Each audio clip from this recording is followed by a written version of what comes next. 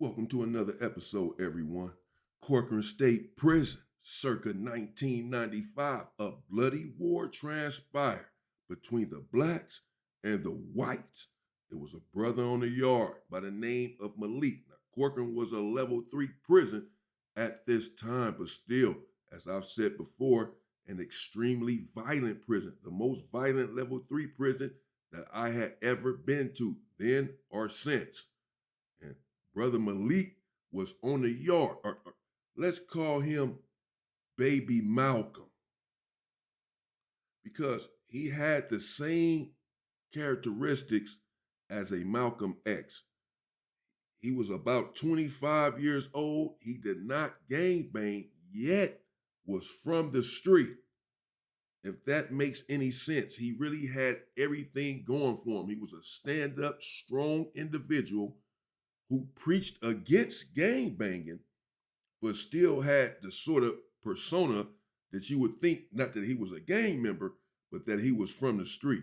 But he was extremely intelligent.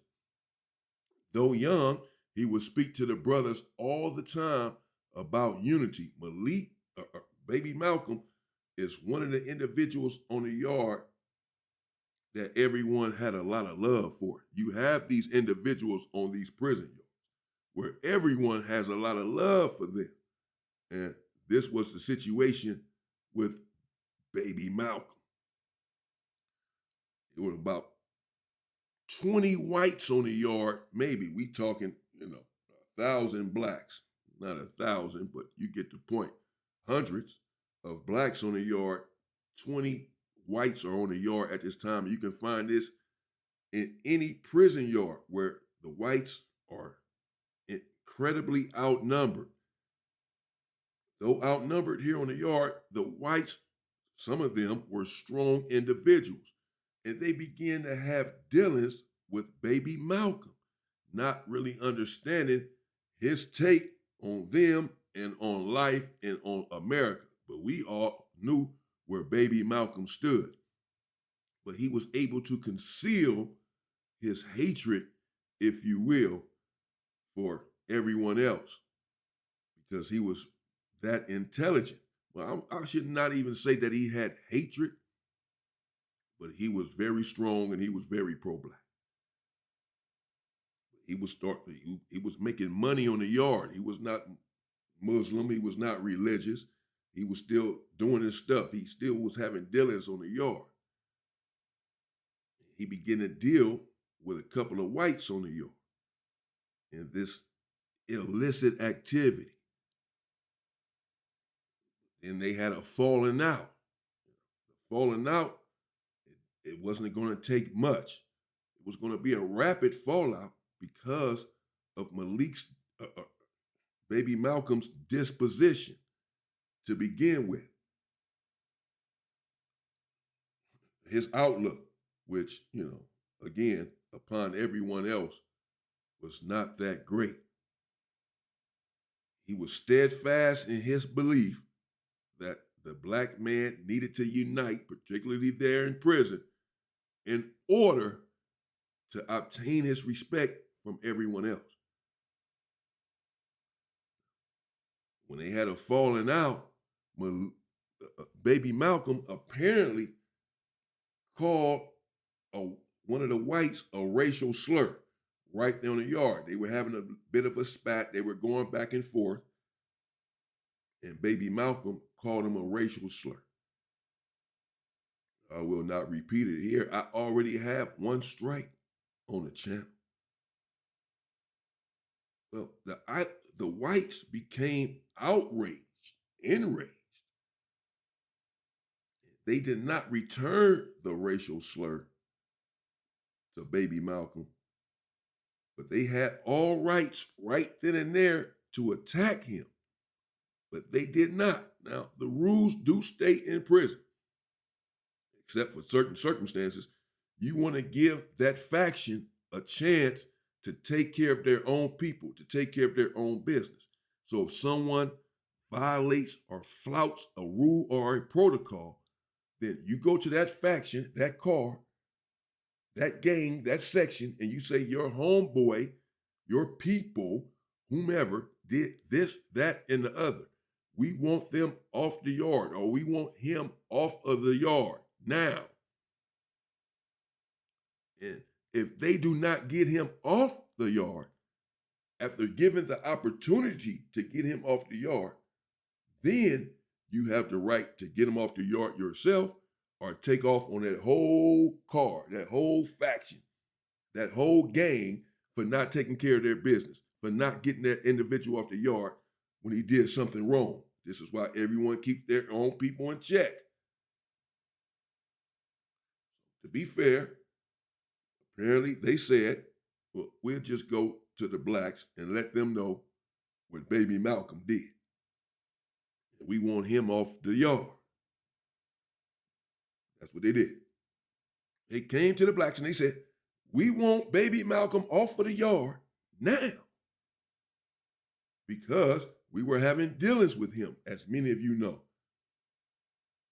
These dealings fell apart, and then he hurled a racial slur at us. He disrespected us and our entire race. You all know that that's a violation. We take umbrage to this, and we want him removed from the yard in a violent fashion immediately. This is what they came and said. Now, typically, the other group would oblige if there's evidence that this man violated a protocol, and hurling a racial slur is indeed a violation. You must respect everyone in prison at all times, no matter the situation. This can cause a riot. This can cause a bloodbath. And in order to prevent and circumvent a bloodbath, typically they just take care of that one individual and remove him from the yard. Not out of fear, but out of respect, self-respect, respect for the other car, and out of respect for the rules. That this man flouted the rule and the protocol, he went against it, and he must pay the price like everyone else. But in this situation, the blacks, well, they said no. In no uncertain terms. To be clear, the blacks, I believe, were indeed, I don't want to say, bullying the whites, but they knew that the whites were sorely outnumbered. And they just simply said, it's not going to happen. You guys can't tell us what to do. Had it been someone else, maybe.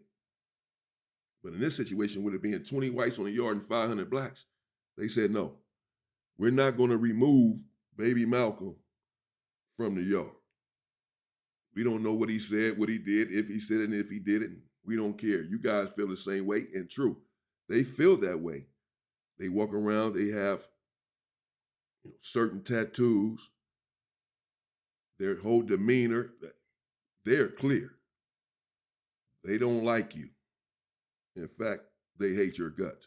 But they still can't come in your face and just call you a racial slur without it going up there in prison, regardless of how they may feel about you. And though they may want to do this, they cannot just come up to you and do this. So baby Malcolm had not had much experience in prison. But again, he was intellectual.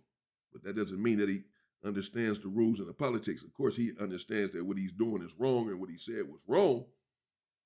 But he doesn't understand the backlash behind it. The sort of war and bloodbath that something like this could cause. But again, since these individuals are just so deep on the yard and the brothers are extremely deep, they said no. For one, they floated around different, methods of chastising baby Malcolm. And came to the conclusion, we just gonna have to talk with him, let him know to never do this again, where he was wrong at, and that's gonna be it. To be fair, the brothers just came together and said, we're not gonna remove our brother from the yard. Malcolm is one of the individuals, again, that everyone had a lot of love for. He was a soldier. He was our future.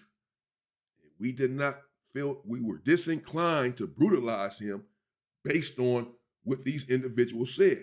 Now, truth is, if Malcolm did what these individuals said he did, and Malcolm admitted to it, by the way, he admitted that he said this. He apologized to us for, putting us, the brothers, in a situation, possibly, potentially, but he did not apologize to them. He didn't apologize, and no one asked him to. And again, of course, baby Malcolm understood that these individuals want him off of the yard. He's not crazy. But everyone let him know that's not going to happen. So we'll see what happens from there. But there's only 20 of them, and we were not sure exactly where the Southsiders stood on this, to be honest. The relationship with them at this juncture was a tenuous one. Really, the relationship with the whites at this time was untenable. All of this was going to come to a head eventually. And this is really the situation that just sparked what was already in the making. Turmoil had already been set there on the yard. It was simmering beneath the surface, waiting to ignite. And baby Malcolm, well, this was really the match that lit the fuse. We were on lockdown, I remember distinctly, for a brutalization that the Serenos, a bloody demonstration that the Serenos had put down on the yard. It was ugly. They left a man there nearly dead, leaking, for a rule, a protocol that he himself had flouted. And well, simply put, they don't play that. They were on lockdown. At this time, everyone was on lockdown over the situation. But everyone else, other than the Serenos, were on a modified lockdown, meaning we can still come out of our cells, we can still go to canteen, we didn't have to be handcuffed, etc. But until they sorted everything out, everyone was on a modified lockdown, except the Serenos were on a heavy, dead lockdown, handcuffed, everything else, every time they come out of their cells. During this lockdown, an OG black man, also, everyone on the yard had a lot of love and respect for, was behind the wall at canteen. While he was there behind the wall at canteen, apparently by himself, two whites attacked him with weapons. Now, when I say OG, I should emphasize that this was an older individual. He was really older. But when it's up, it's up. When it's war, it's war. No one is going to care about any of that. Understood. They attacked this individual, and he could barely fight back because he was simply fragile. The whites that attacked him were strong, physically strong individuals. And with the weapons in tow, the OG stood no chance. Someone who was in medical witnessed this. Now, when you're there in the infirmary in medical, the door is going to be locked. So the brother that was in there could not get out. So he just started banging on the window. You know how you try to create a distraction. You see dogs attacking someone or something. You don't get your ass out the car. You just start blowing the horn at the dog, trying to create a distraction. He's banging on the window. He's trying to create this distraction and stop them from doing what they're doing. But so he's witnessing what went on. He came back from medical. He couldn't get out. He was distraught over the fact that he couldn't get out of that door to help this older brother, who apparently was really, ripped to shreds. It was a gruesome and vicious attack because he was so elderly and he could not respond. He stood not a chance. And according to the brother that was there in medical, when he came back and began to disseminate this information, he made it explicitly clear that the attack was unprovoked, that it was brutal, and essentially they were trying to take his life. The OG had indeed survived, barely.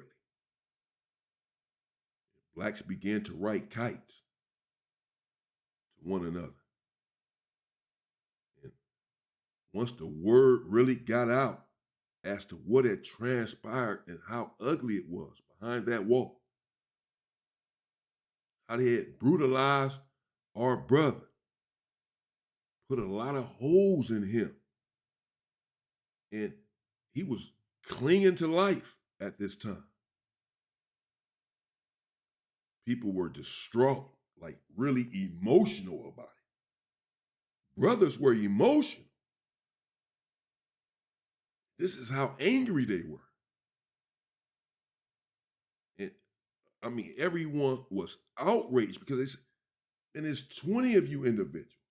What gives you the temerity, the unmitigated gall, the audacity to attack our brother in this fashion? Well, of course, it's because we did not get baby Malcolm off of the yard. But the brothers felt like these dudes must feel like they have protection. They have backup. So the idea was floated around. Should everyone be attacked in response to this? Should we just focus on the individuals that did what they did?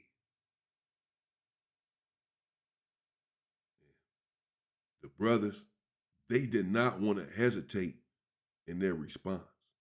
A lockdown ensued.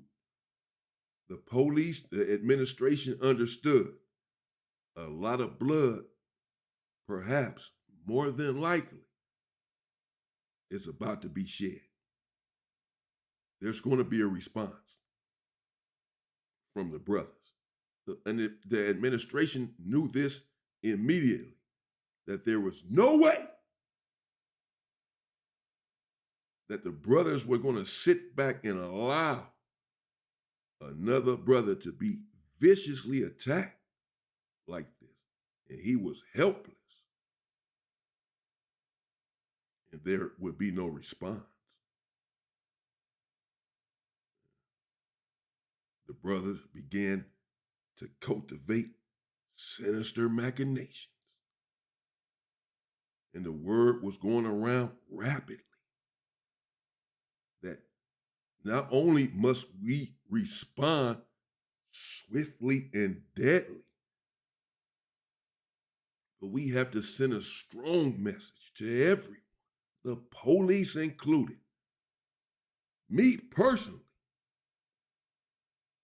I was inconsolable. I believe that these individuals who attacked the brother were human flesh mongers, warmongers, always seeking blood, never willing to spill their own, never believing that their own can be spilled, should be spilled. They're too precious for that. But I was of a different mindset. I believed that these individuals' blood needed to start leaking out and swiftly. Well, the outrage of it all, the brutal attack, the thought of our brother lying there, bloody, clinging to life, elderly, at the hands of these individuals was enough to send everyone overboard. And so we were pondering a way to respond with substance, not a whole lot of fluff. Understand that at this time, this is 1995. This is not 2020. You had some real hitters back then.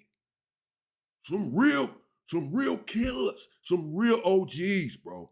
Some real members. This is who I grew up with behind the wall. Real ones. Laced me. And it was some real ones back then. There's a few now. Just a few.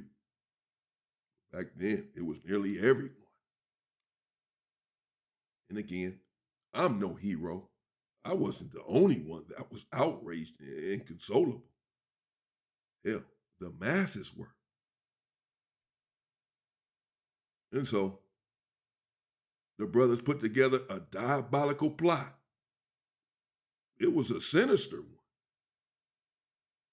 to exact revenge, to shed the blood of the opposition, to respond and retaliate with deadly force.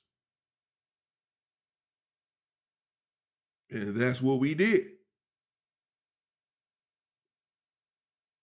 It was a sinister plot and a sinister attack that the brothers put together.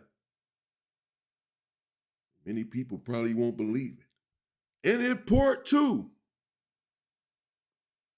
I'll let you know how the brothers responded, how and when they retaliated, and whom was the target. It was an individual targeted. Did the brothers' retaliation come to fruition? I'll let you know in part two. Stay safe and stay free, people.